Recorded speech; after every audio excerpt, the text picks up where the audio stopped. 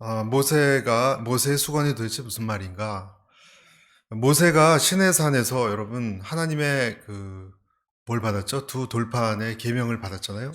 그걸 가지고 내려올 때 모세의 얼굴이 옛날과 달라졌습니다.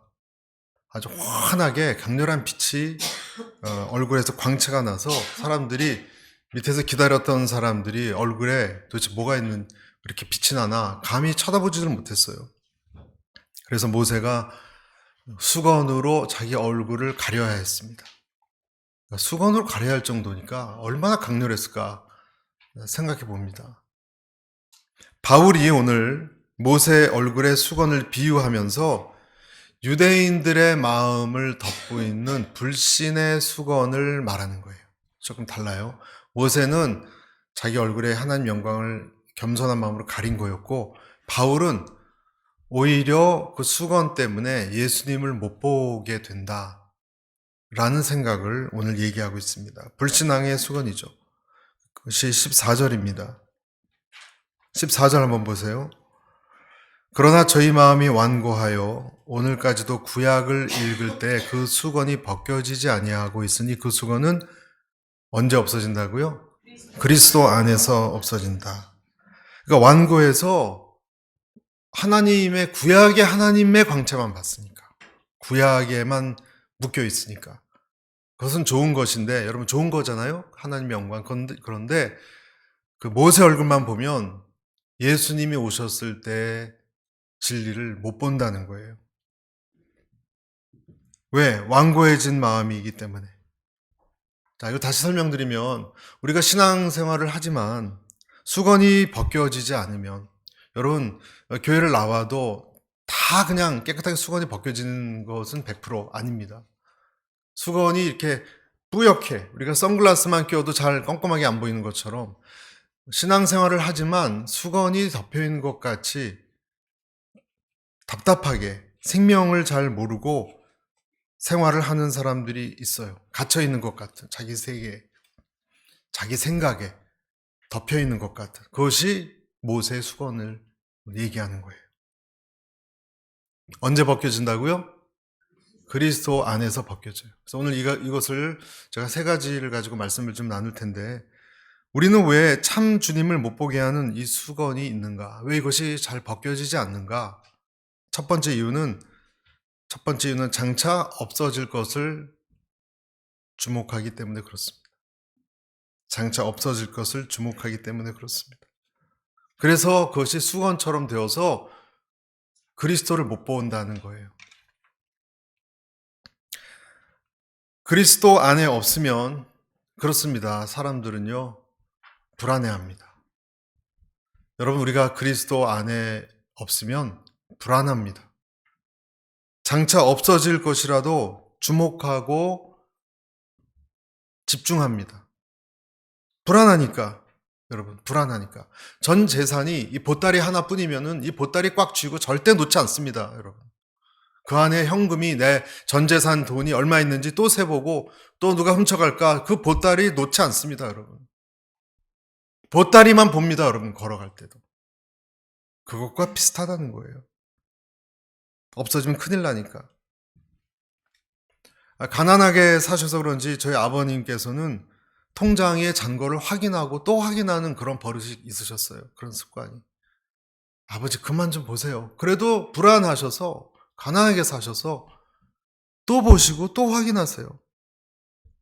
물론 그것만 확인하시는 게 아니죠. 어디 밖에 나갈 때 가스레인지 잠궜나 또 들어가서 확인하시고, 좀 그런 스타일이셨습니다. 그렇다고 잘 돈을 쓰지도 못하시고, 그렇다고 잘 모으시는 재주도 없으셨던 분이셨습니다. 노예살이를 하다가 풀려난 이스라엘 백성은 홍해가 갈라지는 것은 굉장한 충격이었습니다. 그리고 그들이 받은 10계명, 홍해가 갈라지고 시내산에서 받은 10계명도 아주 굉장한 것이었습니다. 그래서 그 율법을 가지고 내려온 모세를 절대시했습니다. 그 모세의 계명, 죽어도 포기하지 못한다고 붙들었습니다. 그래서 그 율법이 이스라엘을 이스라엘 되게 했지만, 그렇죠? 그 율법이 이스라엘의 민족성을 만들었어요. 그렇지만 그것 때문에 이스라엘은 너무 완고해서 그리스도를 받아들일 수가 없었어요. 그러니까 굉장히 좋은 것인데 한때는 거기에만 집착하니까 그 다음에 예수님을 못 본다는 거예요. 여러분, 우리 안에 그리스도가 없으면 우리가 많은 걸 가지고 있어도 마치 유대인처럼 만들어요, 우리를. 굉장히 경직되게 만들 수 있어요. 하나만 알고 둘을 모르는 사람들을 우리는 어리석다라고 이야기합니다. 어떤 사람은 한 가지는 열심히 주장하는데 그 넓게 크게 보지를 못합니다. 왜냐하면 그 한 가지가 너무 중요하기 때문에. 그래서 이 세상에서 제일 무서운 사람은 여러분 어떤 사람인지 아시죠? 책 한 권 읽은 사람이에요. 이 세상에서 제일 무서운 사람은 그것만이 진리예요. 그게 다예요. 타협도 없고 여유도 없고 용서도 없고 유머도 없습니다. 이상하게도 사람들은 자기가 살아온 식으로 어떻게 살아오면 그것을 가지고 모든 사람들을 판단합니다. 내가 살아온 방식을 가지고 판단합니다. 하지만 여러분, 우리는 알아야 되는 것이 예수님만이 중요하다는 것입니다. 아멘. 다른 것은요, 이래도 되고 저래도 돼요. 사실은. 예수님이 중요해요. 그렇지만 어떤 사람은 그렇지 않아. 이건 이렇게 돼야 돼. 이건 꼭 이렇게 돼야 돼. 절대로 안 돼. 여러분, 절대로 이런 말을 자주 쓰는 사람 조심하셔야 돼요, 여러분. 절대로가 어디 있습니까? 바뀔 수도 있는 거고. 예수님에 대한 진리만 빼고는 여러분 언제든지 괜찮은 거예요. 예수님 외에 다른 것 모두 더 있어야 돼. 예수님만 갖고는 안 돼. 이렇게 말하는 것을 지난주도 살펴봤지만 율법주의라 그럽니다. 이것이 율법주의예요. 다 뭔가를 해야지 돼. 그래야 네가 하나님한테 인정받아. 고린도 후서 3장 6절에 이렇게 되어 있습니다. 의문은 죽이는 것이요 영은 살리는 것이니라. 얼마나 많은 크리스찬들이 자기가 믿고 있는 그 한두 가지를 가지고 많은 사람들을 상처 주고 다치게 하는지 몰라요. 여러분, 자기가 가지고 있는 그 한 가지를 가지고 금식 기도해야 돼. 금식 안 해도 돼요, 여러분. 하면 좋지만. 근데 금식 기도로 응답받은 사람은 금식 기도해야 돼. 그걸 주장합니다. 물론 훌륭한 거지만. 사도 바울을 보십시오. 갈라디아서 1장 13절에 이렇게 되어 있습니다. 내가 이전에 유대교회에 있을 때 행한 일을 너희가 들었거니와 하나님이 교회를 심히 핍박하고 잔해하여 내가 내 동족 중 여러 영갑자보다 유대교를 지나치게 믿어 내 조상의 유전에 대하여 더욱 열심히 있었으나. 여러분, 이 바울이라는 사람은 하나님에 대한 굉장히 열심히 있었죠. 그렇죠? 오늘 이곳에 있는 저희들보다 훨씬 더 강력하게 열심히 신실하게 하나님을 섬겼을 거예요. 그러나 그는 많은 크리스찬들을 잡아 감옥에 넣고 때로는 목숨까지도 잃게 했어요. 이상하지 않습니까, 여러분? 하나님께 열심이었는데 굉장히 자기 삶을 헌신했어요. 자기도 없었어요. 그런데 사람들을 괴롭게 했습니다. 이 무슨 아이러니입니까? 그 바울이 예수님을 만나고 무너져 내렸습니다. 저는 여러분과 제가 예수님을 만나고 무너져 내리는 사람이 되기를 축복합니다. 뭔가를 강하게 주장했던 사람이 예수님을 만나고 핏대 세우는 사람이 아니라 예수님이 바울에게 이런 얘기를 하셨기 때문에 그래요. 사도행전 26장 14절에 이렇게 돼 있어요. 우리가 다 땅에 엎드러짐에 내가 소리를 들으니 히브리 방언으로 이르되 사울아 사울아 내가 어찌하여 나를 핍박하느냐. 바울은 열심히 주님을 위한다고 일을 했는데 예수님은 왜 날 핍박하냐 그랬습니다. 가시채를 뒷발질하기가 내게 고생이라. 여러분, 이 말이 뭐냐면 가시채는 소가 그 논에서 이렇게 경작을 할 때 밭을 일굴 때 하기 싫어서 뒤로 그냥 안 하겠다 하고 뒤로 이렇게 막 발을 할 때 뾰족한 가시가 뒤에 참 그것도 잔인한 면도 있어요. 그렇죠? 찔리게 됐어요, 다리가. 쉬면 멈추거나. 그래서 가시채를 뒷발질하니까 소는 일하기 싫다고 좀 쉬었다 하자 안 하겠다 그럴 때 피가 나는 거예요, 다리에서. 이 굽에도 피가 발에도 피가 나고. 그러니까 뒷발질하지 말라는 거예요. 뒷발질하기. 뾰족한 막대기 같은 걸로 짐승을 저항할 때 상처나게 하는 것. 그러니까 우리는 예수님을 위한다고, 하나님을 위한다고 하지만 내 방식대로 하다가 도리어 하나님의 공동체를 피나게 할 수 있다는 거예요. 거꾸로 가니까. 거꾸로 가니까. 그러나 주님을 보게 하는 수건이 벗겨지면 마음이 넓어집니다. 그렇지 않으면 마음이 넓어지질 않습니다. 예수님과 같이 다니던 제자들이 있었거든요. 제자들 중에 요한이라고 있었어요. 아주 성격이 화통 같아서 폭발합니다. 너무 화가 나면. 이 사람은. 같이 가는데 어떤 사람들을 보고 예수님한테 이렇게 고자질을 합니다. 우리를 따르지 않는 어떤 사람들이 예수님, 당신의 이름으로 막 귀신도 내쫓고 그래서 왜 예수님의 이름으로 이 일을 하지 않느냐. 그래서 내가 못하게 방해했다고. 막 소리 지르고 방해했다고. 당신을 쫓지 않으니까. 또 예수님께서 뭐라 그러셨냐면 우리를 반대하지 않는 자는 우리를 위하는 자다. 그렇게 말씀하셨어요. 예수님이. 그렇게 너무 좁게 생각하지 말라라는 뜻이에요. 그 화잘내는 요한한테. 예수님을 믿고 따르는 방법이, 하나님을 따르는 방법이 조금씩 다르다고 해서 비난하고 정죄하지 말라는 거예요. 여러분, 교단이나 교파나 성경을 해석하고 강조점이 좀 달라요, 여러분. 여러분, 감리교와 장로교의 차이가 뭔지 아세요? 또 성결교와의 차이, 또는 순복음교회와의 차이, 또 침례교와의 차이가 있어요, 조금씩. 차이가 있는데 어떤 분은 아이고 감리교 사람들은 뭐 어떻고 평가하는 사람이 있어요. 아니에요, 여러분. 다 훌륭한 분들이고요. 다 대동소이해요. 조금만 차이가 있을 뿐이지. 감리교도들은 인간이 열심을 내는데 좀 강조를 두고요. 성결교는 성결, 깨끗한 정결에 좀 관심을 많이 두고요. 순복음교회는 성령파예요. 기도고.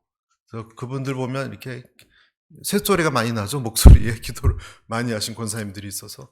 그런 분들도 다 하나님의 훌륭한 사람들인데 우리는 그들이 기본적인 면에 있어서 이단 사이비만 아니면 괜찮은 겁니다. 할렐루야. 괜찮은 겁니다. 어떤 사람이 기도 소리가 크다고 방언을 막 크게 한다고 뭐라 그럴 것도 없고, 어떤 사람이 찬양만 좋아한다고 교회에서 성경 지식이 좀 부족하다고 뭐라고 얘기할 것이 없는 거예요, 여러분. 성경에 밑줄 많이 치고 많이 읽은 사람은 또 안 읽은 사람 정죄하는 경우가 있는데 그런 건 별로 중요한 것이 아니에요, 여러분. 조금 알고 좀 덜 아는 것이 뭐가 중요합니까? 따라가는 것이 중요하지. 자, 이제 이 부분을 가지고 여러분 좀 더 확장을 해봅니다. 이렇게도 말씀을 드릴 수 있습니다. 내 꿈과 계획이 이루어질 수도 있고 잘 이루어지지 않을 수도 있어요. 여러분, 반드시 내가 세운 인생의 계획과 꿈이 내가 원하는 대로 다 이루어지지 못할 수도 있어요. 내가 최선을 다해서 가정을 위해서 살았는데 내 가족이 잘 되지 못할 수도 있고 어떤 실패가 올 수도 있어요. 그래도 하나님은 여러분을 사랑하십니다. 그래도 하나님은 여러분을 지금 통치하고 계십니다. 아브라함을 보십시오. 아브라함은 별과 같이 많은 자식 주겠다는 하나님 말씀을 철석까지 믿고 결국 그 고생 끝에 이삭을 낳잖아요. 하지만 이삭 한 사람 이상 보지 못하고 죽었습니다. 그 하늘의 별처럼 주시겠다고 약속을 받았는데 그것은 이삭 이후에 준다는, 아브라함이 그 살아서 다 보겠다는 뜻은 아니었어요. 그래서 이스마엘을 먼저 형을 낳고 그 이스마엘도 먼저 내보내야만 했잖아요. 가슴 아프게. 그리고 이삭 낳고 얼마 후에 죽었습니다. 다 하나님께 나머지는 맡겨야 했습니다. 사도 바울도 마찬가지입니다. 사도 바울도 하나님의 특별한 그릇으로 쓰임받았죠. 자기의 원대한 꿈이 이루어지는 것 다 보지 못했습니다. 그 사도 바울도. 많은 소아시아에서 세워진 교회들이 들려오는 소식들을 듣고 편지를 열심히 썼죠. 감옥에서. 그리고 눈물 흘리거나 좋아하거나 슬퍼하거나 그렇게 하다가 결국 로마 감옥에서 나오지 못하고 생을 마감했습니다. 바울이 전도하고 변화시킨 사람들은 다 예수님을 잘 믿었나? 아니요. 많은 사람들을 또 예수님과 바울을 떠나기도 했습니다. 다 성공적인 것도 아니에요, 여러분. 세상으로 간 사람도 많았습니다. 그래도 바울은 감사하고 나머지는 하나님께 맡겼습니다. 자식들이, 여러분, 우리의 자식들이 잘 될 수도 있고 그렇지 않을 수도 있어요. 모세와 함께 출발해서 이 민족을 이루는데 아주 큰 역할을 했던 모세만 잘한 것이 아니라 그 형이 있었어요. 아론이라고. 여러분, 아론 제사장이 아들 때문에 고생했습니다. 시내산에 도착해서 성막을 짓고 거룩한 성막이 8일이 되면 봉헌식을 하는데 아론이 제 첫 번째 대제사장이 됐거든요. 번제단에 제물을 올려놓고 그 위에 하나님이 불을 내려주셨거든요. 첫 번째 진짜 이 제사가 시작됐어요. 너무 감격스럽고 영광스러운 날인데 비극이 발생했습니다.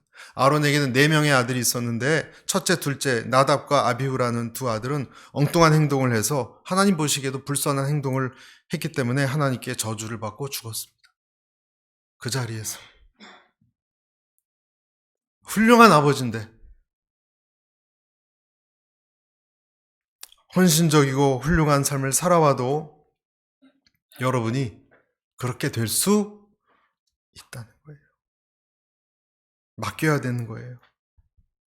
주님을 위해서 헌신했던 어느 선교사 부부가 있었는데 그 중에 한 분 먼저 교통사고로 세상을 떠났습니다.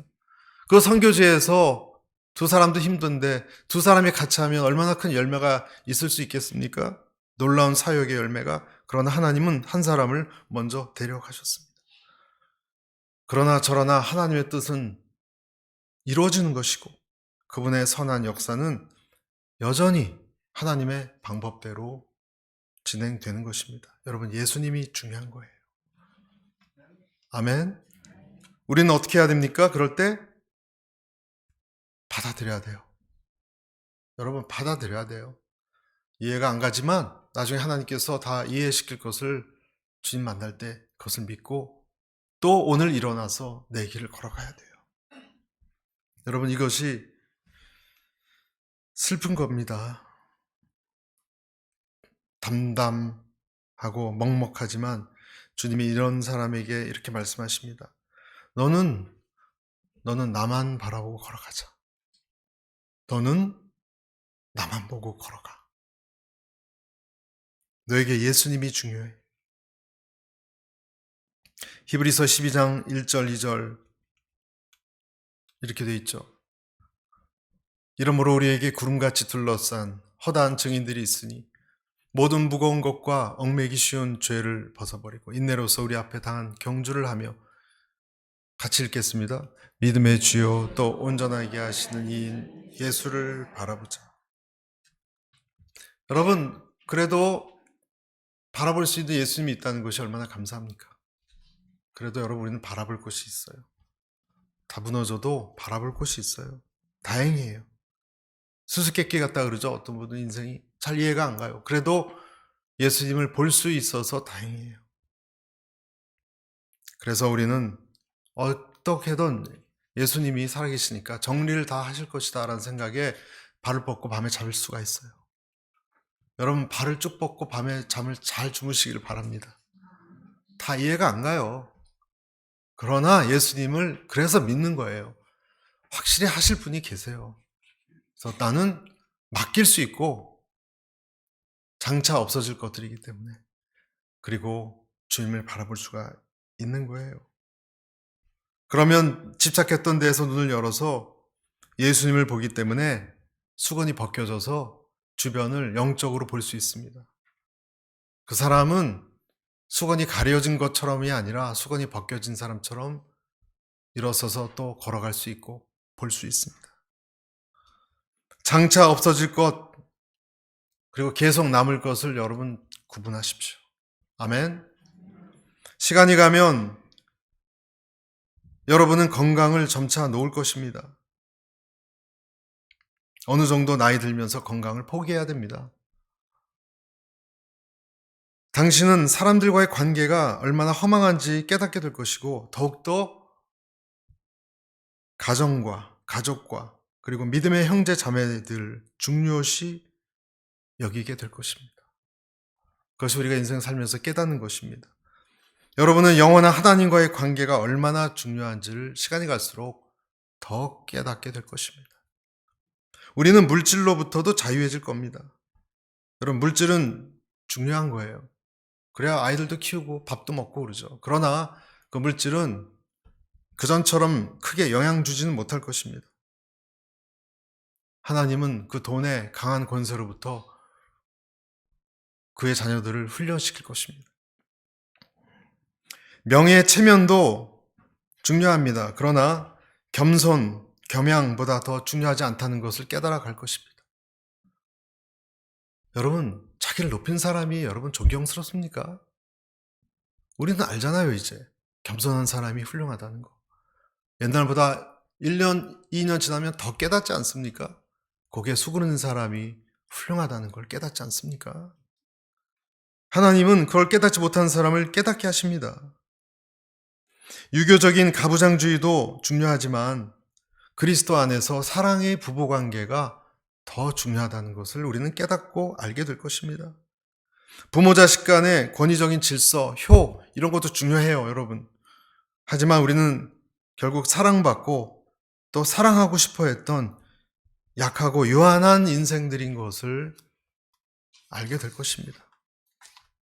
시간이 갈수록 우리는 자식들에게 거는 기대가 좌절되는 것도 아프지만 사실은 그 영혼의 궁극적으로 잘 되는 것이 더 중요하다는 것을 알게 될 것입니다. 신앙의 유산이 정말 중요한 것이구나. 자녀에게 줄 수 있는 최고의 자산이구나 하는 것을 우리는 알게 될 것입니다. 부부관계도 중요합니다. 하지만 그보다 더 중요한 것은 하나님을 함께 바라보는 것임을 알아갑니다. 사랑은 위대해요. 그렇죠? 부부간에. 하지만 그 사랑도 져요. 믿음은 영원합니다. 그리고 그 믿음으로 우린 천국에서 부부 사이에 다시 해후, 다시 서로 반가워하고 하는 것을 경험하게 될 것입니다. 이것이 장차 없어질 것과 그것을 이긴 사람에게 수건이 벗겨진 일이에요. 두 번째, 우리는 왜 앞을 잘 못 보는가? 수건이 벗겨지지 못하는 것은 왜 그렇죠? 마음이 어떻다고요? 완고해서 그래요. 완고하다는 것은 원어를 보면 돌 같다라고 표현하고 있습니다. 왜 어떤 사람이 마음이 완고할까? 여러분 주변에 가끔 그런 분들 있죠. 완고한. 보통 마음이 완고한 것은 상처 때문에 그렇다 그래요. 상처에서 나오는 것이라 그래요. 그러나 우리가 생각해야 될 것이 있습니다. 그 상처도 하나님이 허락하셨어요. 그 상처도. 그래서 완고함이란 하나님이 주시는 고난이라는 것을 깨닫지 못하기 때문에 완고해지는 거예요. 똑같은 상처를 받았는데 어떤 사람은 하나님이 주신 거다 한 것을 깨닫고 그것을 이해하기 시작하는데 어떤 사람은 끝까지 하나님한테도 받아들이지 않습니다. 원인을 생각하지 않고 결과만, 그 결과로 인한 고통만 생각해서 내 자신을 보호하려고 할 때 내가 진을 치는 것이고 강해지는 것이고 완고해지는 거예요. 굳어진 심령이죠. 누가 건드리면 내가 어떻게 살아왔는데 피눈물 나게 견뎌왔는데 건드리지 마 이렇게 얘기합니다. 아성이 되고 마는 거죠. 근데 다시 말씀드리지만 그 사람이 그 완고해진 그 깊은 곳의 그 상처는요 하나님이 허락하셨어요. 여기서 여러분 혹시 오해하지 말고 들으시기 바라요. 그럴 만한 이유가 있기 때문에 그런 고난이 있었다라는 것이고 그렇지 않은 경우도 있습니다. 그렇지 않은 경우도 있습니다. 애매한 고난도 있습니다. 그래서 그 고통의 부분을 빨리 아물게 해야 되는 것이 중요하죠. 내가 상처 입고 그러면. 그쵸? 치유가 그래서 필요하고 교회에서 그런 것을 말씀으로 많이 하려고 하는데 더 중요한 것이 있어요, 여러분. 상처 치유보다 더 중요한 것은요, 원인을 파악하는 거예요. 건물이 무너지면요, 무너진 건물 더미를 치우는 것도 중요한데 왜 처음 건물이 무너졌는가? 원인을 파악해야 돼요. 그래야 또 무너지지 않아요. 이스라엘 역사를 보십시오, 여러분. 이스라엘이 그 고생하고 바벨론에서 돌아왔잖아요. 돌아왔는데도 많은 사람들은 다시 옛날로 돌아갔어요. 그 고생을 했는데 원인을 파악해야 될 거 아니에요. 건물이 무너졌는데. 그냥 벽돌만, 깨진 벽돌만 치우면 됩니까? 처음 멀쩡한 건물이 왜 금이 가고 무너졌는지를 알아야 되는 거예요. 그걸 깨달으라고 무너뜨린 거예요. 그런데 어떤 사람은 고난을 받고도 겸손해지지 않습니다. 전 제일 불쌍한 사람이라고 생각해요. 고난을 줬는데 깨닫지 못한 사람. 그럼 어떻게 해야 됩니까, 더 이상? 그 사람에게 보통 자기 애만 남죠. 자기 사랑하는 마음, 자만심, 그것만 남아서 어떻게든 그것을 생명처럼, 예수님이 생명이 아니라 그 사람은 그 자만심을 지킵니다. 그래서 점점 외톨이가 되어갑니다. 절대 자기 잘못을 인정하지 않습니다. 그러나 수건이 벗겨진 사람은 자만심, 완고함이 없어진 사람이죠.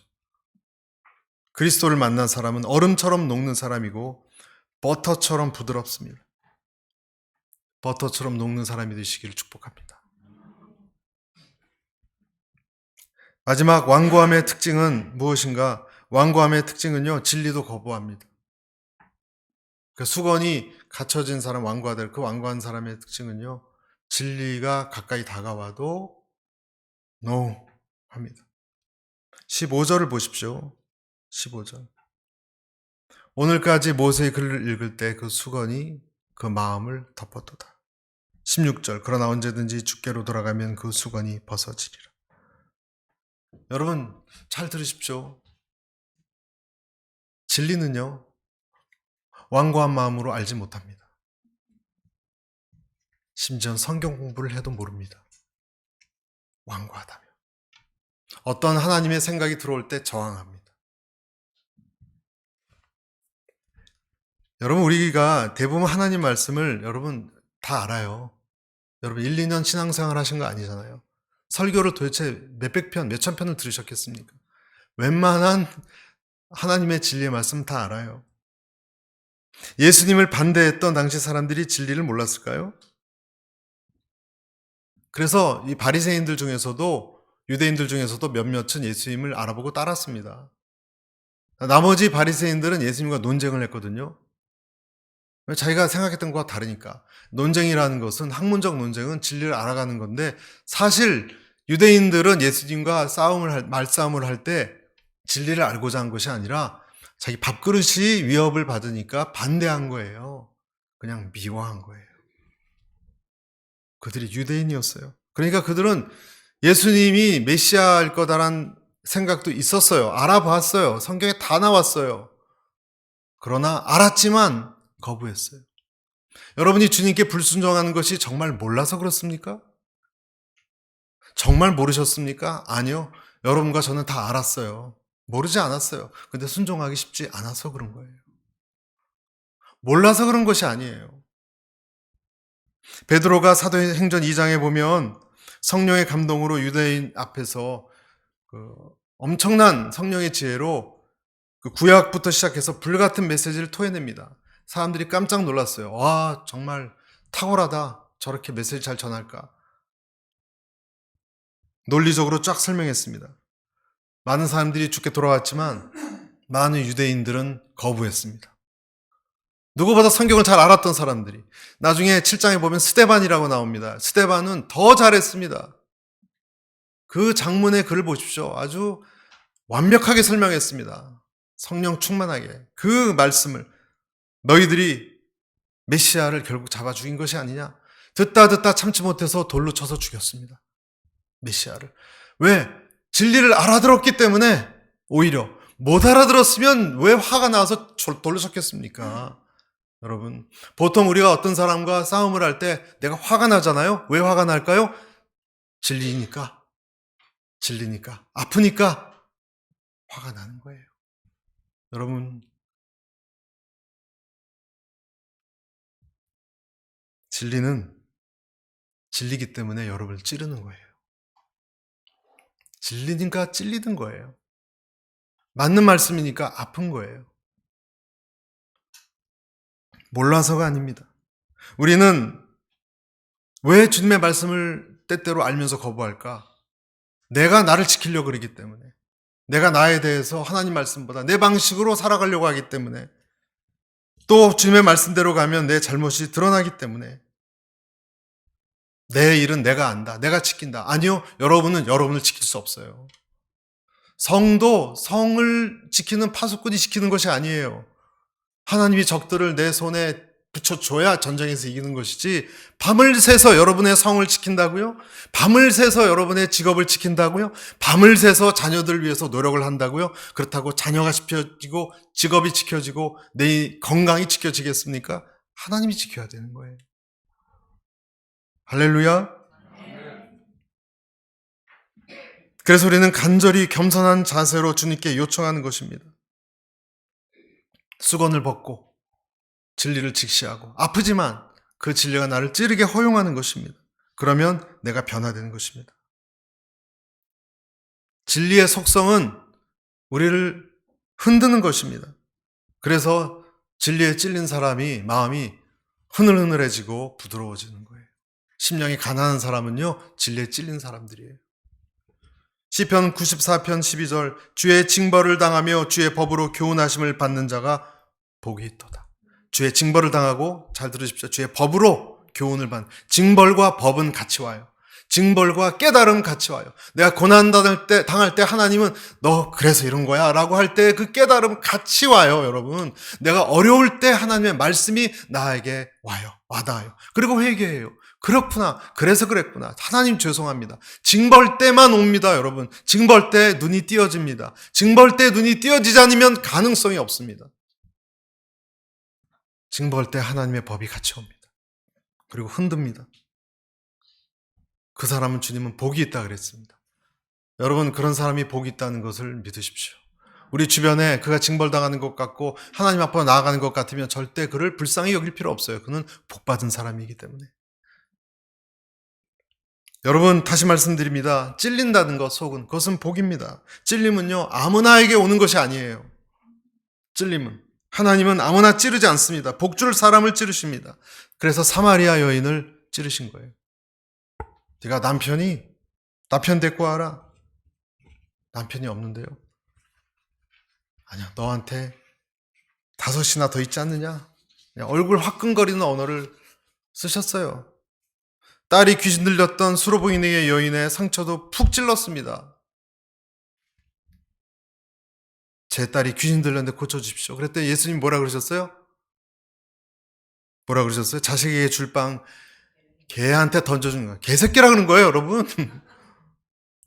그것도 이방인 여인인데 그런 말을 쓰실까? 너무 깜짝 놀랐습니다. 예수님이 이런 말을 쓰실까? 찔린 상처를 통해서 그 여인은 진짜 진국의 믿음이 있었다는 게 확인이 됐고 더 주님께 나왔습니다. 진리는 찌르는 것입니다. 여러분, 말씀은 검이에요. 성경에 나와 있지 않습니까?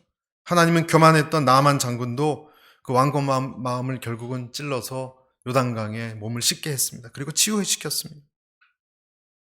그가 찔리지 않았으면 절대로 요단강물에 그 문둥병 낫지 않았을 겁니다. 그 마음이 찔려서 그러지 말아야지 이 생각이 들었기 때문에 나음을 입었습니다.